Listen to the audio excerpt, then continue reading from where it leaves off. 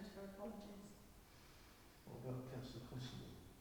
And I haven't heard anything from Councillor Constable for this meeting specifically, but he has got a standing apology for daytime meetings that he finds them difficult with his job. So then we're here, aren't we? So the next item is register of interest and dispensations. Can I just, we've got to approve the apology. Sorry? We need to approve the apologies. Can we have a vote on that? Right, Yes, fine. Right. So the register of interest and dispensations. I don't have anything. No. Am I recording that as non-chair? Yeah. Thank you. Minutes of the last meeting.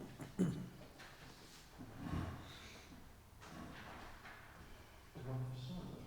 You will do one, but you can use those as a copy just to run through if you Yeah, like. okay.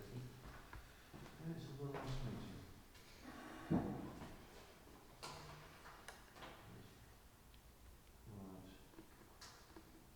Oh yes, Councillor Armstrong, that's the Vice Chair, haven't we?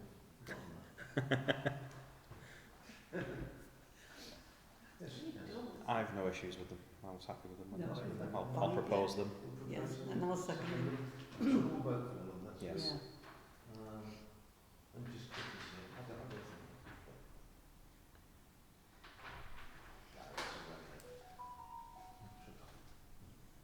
Do you need a pen? No, I've got that somewhere. It's all right for me to sign it, is it? Yes, you're chair of the meeting. Yeah, that wasn't chair of that meeting. The minutes are approved in this meeting, Yeah. so it's whoever's chairing this meeting signs to say Oh, I minutes see. are approved. Okay.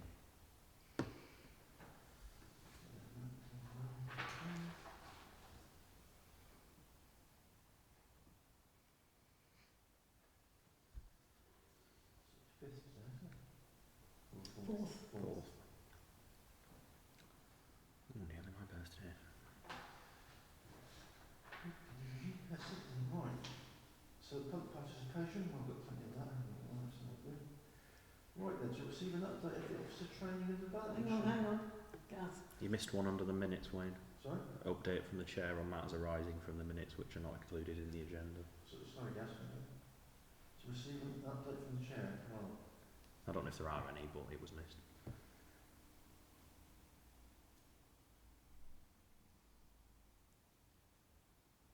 There weren't any. No. Okay, that's fine. okay, fine. I say public participation, there isn't any. To receive an update on the officer training and development schedule.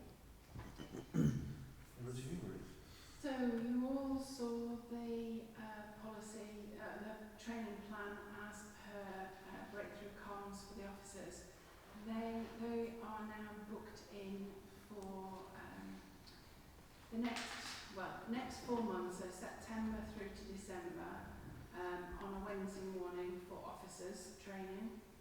I have a skeleton outline of what's going to be discussed, but in the round, I suppose what I would say to you is that it's about team cohesion.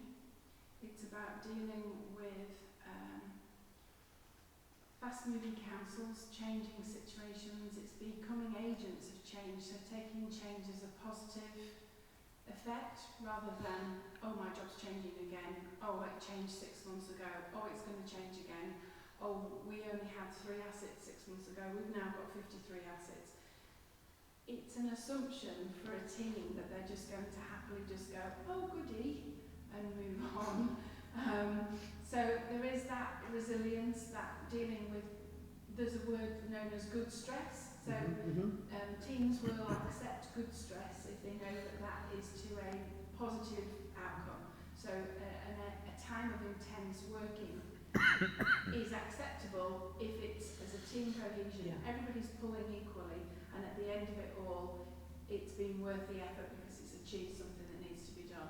Right. But there is then the balance of that, which is that not misusing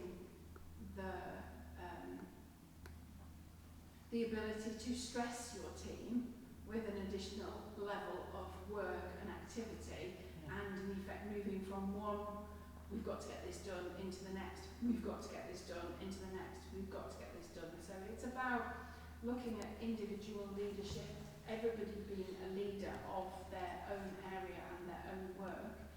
And then towards the end of it in December, it's looking at the opportunities for what I call intrapreneurship, not entrepreneurship, but intrapreneurship. So looking at the work that you do, the manner that you do it, and designing and developing better processes, better outcomes for whoever you are working on behalf of, so that hopefully everybody is working as efficiently as they can to allow as much time as possible for a little bit of reflection and working on what can happen next and how it can be improved.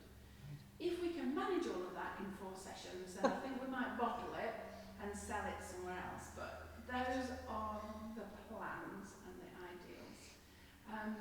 I have discussed with Dan, our trainer, that I would like in some of the sessions to invite certain councillors in, probably from the personnel committee for a half an hour or 45 minutes to just actually see some of the exercises. The first invitation is our chair, because he actually comes in and talks to the officers on a regular basis in our second session. Yeah. But once I've got some ideas as to when it is, there is also a hope or a thought that there is a 5th session that we've got in January or February time, that we could maybe do a little bit of a wider session at that point and share some of the learning with council members as well at that point. Yeah. Okay. Any discussion?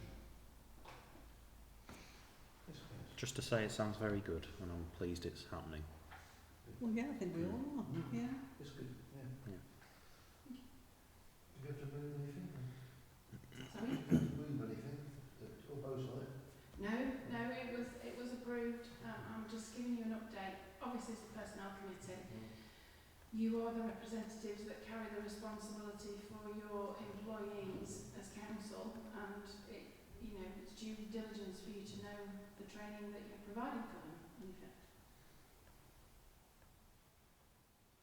Okay. So next item is to review the policies delegated to the personnel committee. The training policy is the first one.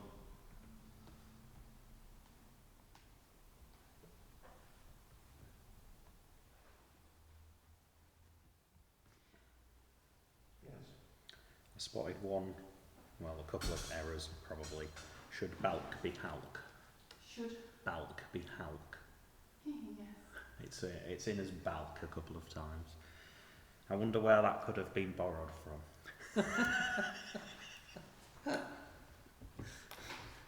No idea. I think it's page 1, there's one of it, and then it's again on page 2 at the top. At least one thing I can say is that Proves I've read it. If it has been borrowed, it has gone through the SILCA process and been a signed off policy, so it gives you some acknowledgement of the fact that it's been checked. Other than that, I have no issues with it. So this policy, Councillor Irish, has to be reviewed by the personnel committee for whether or not the committee itself is happy with it for the employees, and then needs to go to policy and finance for the members side of the training element. So in effect we're just dealing with the clerk and officers. That's fair. Is it me? No, it's alright when you take glasses off, you can see it.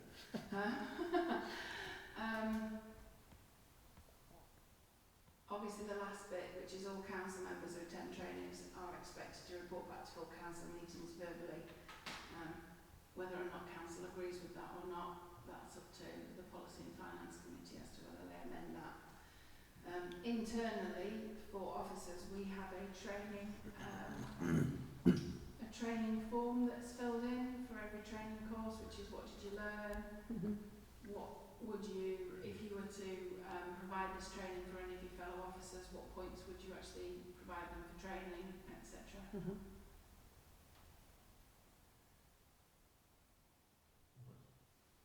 Yeah, so you indicate you want to speak. No, sorry, no, I was just scratching. Right, anyone want to say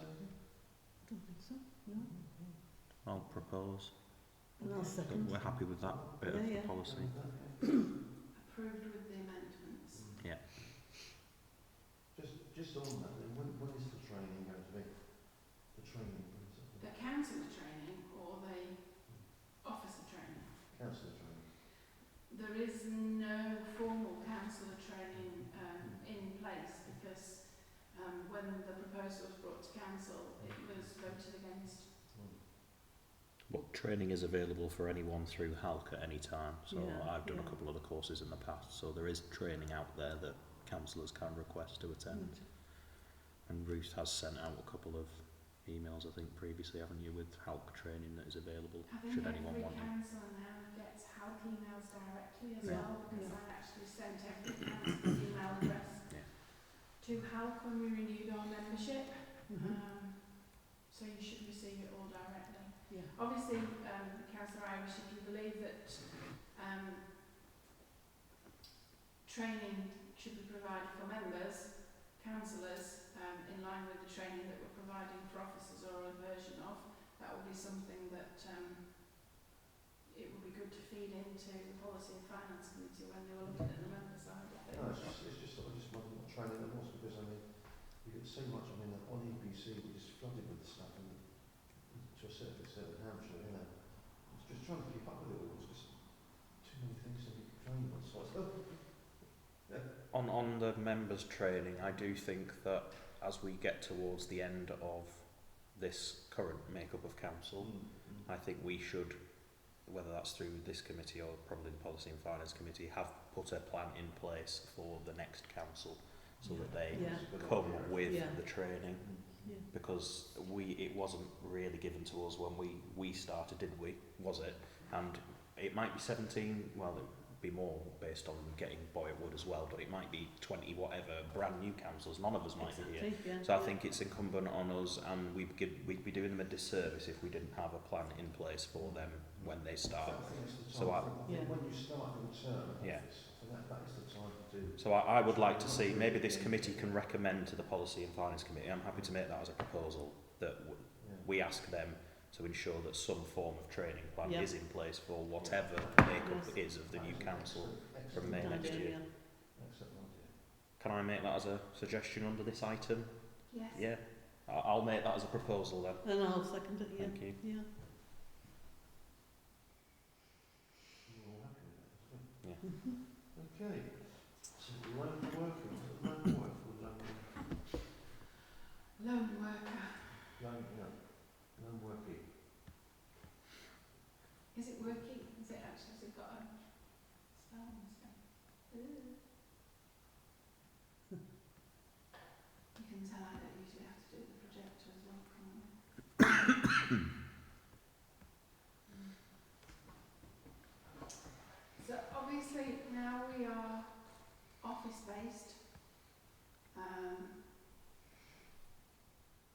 It's within safe working protocols that we actually have a policy for who opens, who's here on their own, how we know that they're here on their own, how the council then obviously deals with their responsibilities towards all members of staff, Yeah. late leavers, early starters, people who are sitting in the office on their own, what the policies are as to whether or not Right. doors should be done, risk assessments need to be done, working patterns need to be looked at, obviously for sudden illness, remote locations. So in our operation as we stand at the moment, the allotment officer, for instance, goes out to the allotment sites Yeah.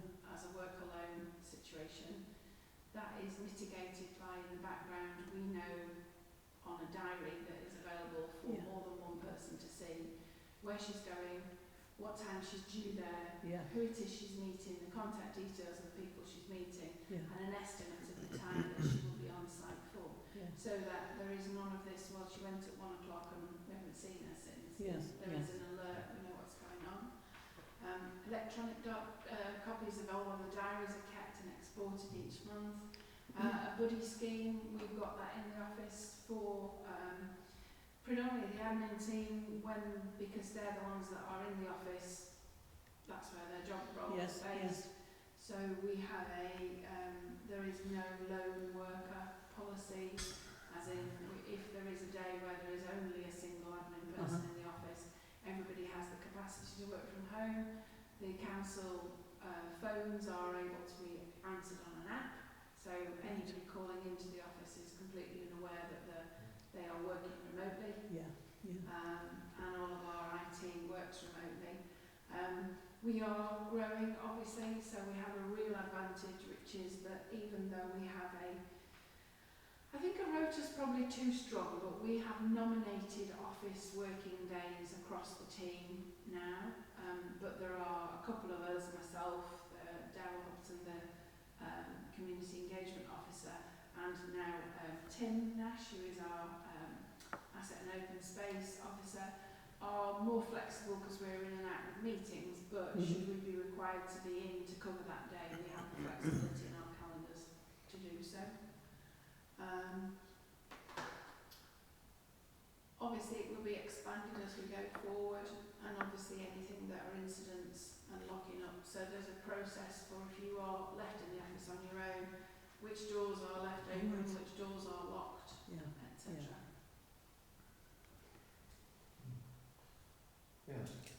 Really important policy. It's one we need to put in place. I have no issues with it. I'm happy with it. My only question was around the, where is it?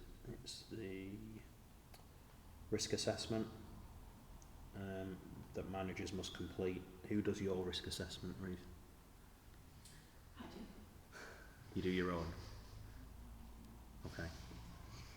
Does anyone need to sign off on that? Could I sign off on that as the chair of the council? I'd be happy to do that. Indeed, yes. I'm happy it's to. It's always the question, isn't it? What's my risk assessment? Well, it's one that I've written for me.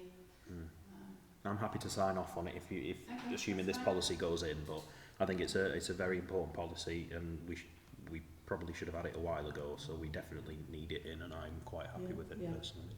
Yeah, I used to volunteer with one community to go and visit people who had been bereaved, and I had to phone into the office when I got to where I was going, in Netley it was, and then I had to phone the office when I came out to make sure. It's the lone worker thing. It's important because nasty things can happen, so it's important that we have the policy. So I have no issues personally, and I'm happy to propose it. And I'll second it. Support that, that's good.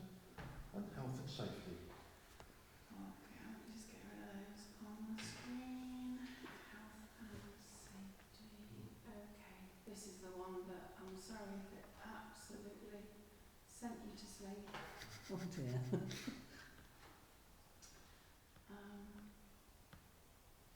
So, we are all now spending our life looking at these display screens, and some people are actually working at home as well. So people need to complete this form for the home and their office, and under legislation, if their home answers are, say for instance under 5, work desk space layout, is there adequate space on your desk to locate your screen, keyboard, mouse, paperwork appropriately? I'm not kidding you, but I've had people say, well, I use the bedside table. Yes. And I sit with my legs either side of it, and I perch on the bed, and that's how I work during the day. Should that person then have issues with their back or anything else, we are still liable because we carry the responsibility for checking that they actually have adequate facilities, safe facilities to work at work and also at home if we're allowing them to do so. So I suppose it's less of a policy as such as more of a questionnaire, self-assessment questionnaire, overarchingly that we have this questionnaire in place to ensure that we are complying with work at home and office safety. Again, another one I was happy with. We need it, so I'm happy to propose it. I don't think it needs any changing. Okay, that's good. That's it then, with policies. To receive an HR and HS support proposal.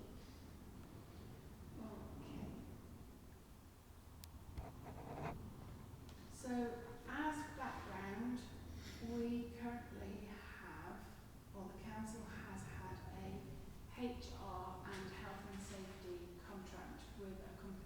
work nest. For a variety of reasons, that hasn't proved to be as useful as it was intended to be. My view is that even though the contract that we currently have hasn't been exactly what the council has wanted or needed, that doesn't mean to say that we are not in requirements of an external support contract. And the reason that you've got in front of you the Peninsula one is twofold. First of all, I have personal experience of working with one of their subsidiaries, and in working with one of their subsidiaries, we made TUPE transfers at no further cost to the council. A TUPE transfer process can cost £1,000 per employee. We utilised services that at the time I believe were part of Corona HR, which were a subsidiary of Peninsula, but turns out to be a Peninsula service, which is they have a face-to-face service, which is a fixed price of £995, and in that you get a HR consultant in a face-to-face situation, as in they come to site and they will deal with an issue that is not possible to be dealt with in a formulaic manner. So we have TUPE that were coming up, we have a growing team of officers, we have contractual elements that need to be straightened out from previous contracts that we have around. All of that doesn't need a contract, but it will need external resource. On the health and safety support services side of things, we've had a limited service from our current provider to actually give us a health and safety report on the allotments, but it doesn't really go down to a depth of report that I would anticipate. When asked if they would then take on other assets that we've got, unfortunately they would be then looking for a further charge for every subsequent asset. The contract with Peninsula would actually be fixed price on the number of employees we have today to whatever number we grow to, and will be fixed price on the number of assets we have today to whatever number of assets we grow to. And that was asked as to what happens if we have 96. They gave the commitment to do that. It says to recommend to for provision, and it says to recommend to the Asset Committee for the Health and Safety.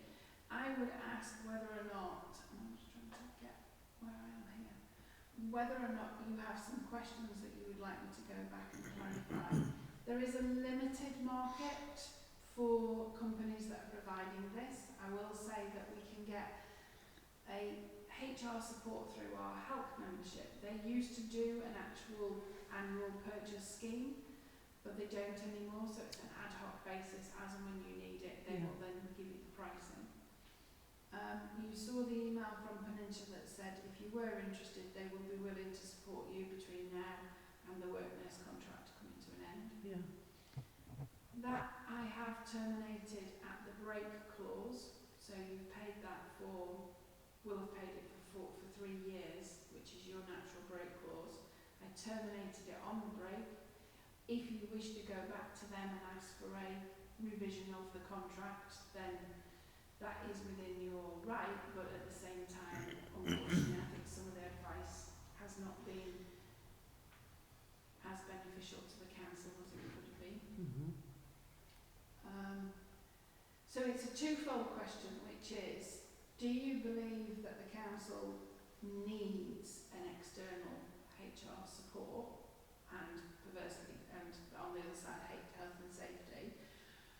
Or do you believe that we would be equally as well served on an ad hoc basis as and when we need it?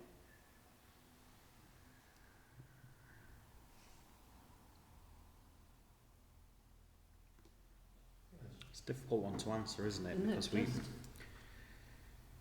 Because we haven't needed to use it really so far, but that's not to say as we grow and are about to get a lot more staff as part of the asset transfers, people come with problems. You need people to help you deal and go through that. And would it be cheaper in the long run to buy a service so that it's there than having to pay each time? Probably. But my only concern with it was it's quite expensive. I mean, it's not so bad if you're doing it over 60 months, but if you're doing it 12 at £700 a month, that's about what, £8,000 a year, something like that. So that's we were paying 3 and a bit for Work Nest. 4. Just under 6,000. Or was it just under 6? Oh, okay, it's not as much as I thought then. And the 1 year deal isn't. Yeah. I think it's automatic. It's almost every time put at a price. Yeah. To make you think twice about. I mean, the 416 is what, 416 times 12 is 5 a year, so it's comparable then to what we're paying Work Nest. My experience is that whilst I used Prone HR heavily in the beginning to 2p across, the 5 years that we actually took a contract out for, I would say by year 3 we really hardly used them, apart from our annual review of policies to ensure that we were getting the updates as to what the employment laws were. Now that was a fairly static situation. Yeah. Whether or not, because our situation is different. Was there any sort of break clause in any of these? No, they're the same, which is, they will ring. So if you take a 3-year contract out, you are signed for the initial period is classed as that 36 months. You can give notice to actually complete at the end of 36 months. I'm just trying to work out the 3-year one would be 6 and a bit, 6,252. So that's pretty much similar to what we were paying Work Nest then. And it sounds like this is a much better package. I like the fact that within it it's got the employee assistance programme. I don't know whether the Work Nest one has that. If you pay extra for it. But that's included with this one, which is great. My company provide that for us, and it's a great thing to have. I think we're certainly looking at it, and you're getting more than what we get currently with Work Nest, and working closely with Ruth, I know the challenges we've had with Work Nest, and it's not been great, to be perfectly honest. So I was glad to see that the Get Out had been used, because I wasn't very impressed with them. This does appear on the face of it to be a lot better. Can I make a suggestion then? Please do. If we like the framework of what we're seeing there, because those figures are significant, shall I take an action away for the next meeting? I'll take the health and safety services as a framework to Asset Committee, and ask if there is any additional services that they would identify that they wish to have. And then I will send out a message around the Clerks Forum to say who uses what successes have they had. Because you can get this support from your legal people as well, because they will do 2p, they will do contracts when and if you need them, etc. The difference is they don't do the employee assistance element of it. They will review policies, but that's an extra charge. So it's that balance between knowing you have a contract in place as against not knowing. The old one, isn't it? It's considerably more than I was paying, let's put it that way. Right. Okay. Would that be an action that I think that'll be excellent.